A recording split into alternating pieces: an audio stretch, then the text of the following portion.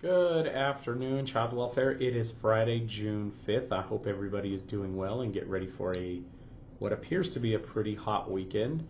Just a couple of items that I wanted to bring to your attention. One, a couple of pieces of legislation that is going to be or already has been signed by the governor. The first one is they have increased the minimum amount of time on the safe haven law to move from 72 hours to relinquish a child to 30 days.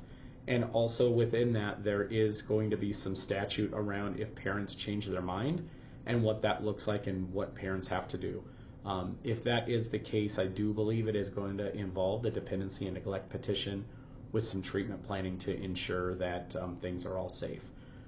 We should be getting a memo from the state in around any practice guidance that will be given if that situation were to occur.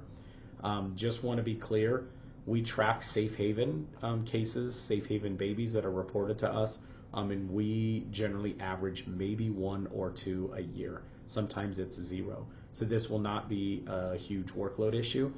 The increase from 72 hours to 30 days may increase the amount of time, but we certainly want children to be safe, and if parents don't feel like they are capable of taking care of them, having a safe option to relinquish. So more guidance to come on that.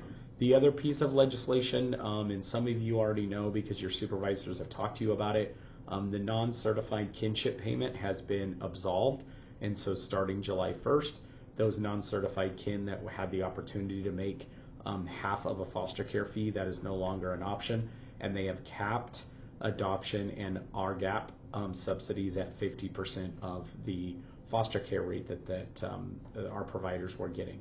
So there used to be the option to negotiate higher than the 50%, but this is certainly in response to the state budget shortfall and trying to control cost spending. I can tell you that Michelle and Laura and Sarah and our placement team are aware. There's letters that are going out to our providers and information that's going out. So they are ahead of the game, but I just wanted to let the rest of the division know that those two pieces of legislation with some guidance from the state have been distributed and will be distributed at a later date. Last thing that I just want to hit on was for the folks that weren't able to come to the joint county attorney meeting, definitely encourage you to get to those. I thought that was extremely beneficial, very educational. I thought it hit the nail on the head just in regards to some really good lines of questioning and trying to build a strong relationship from our agency over to the county attorney's office. So please look at, there's 3 more opportunities for those trainings. Please try to get in there and participate in those, as I thought that was extremely beneficial.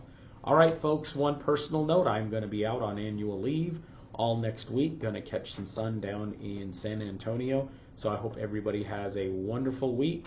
If you've got any questions, concerns, shout outs, please get those to your supervisors and managers and myself, and we will see you around the corner. Bye-bye.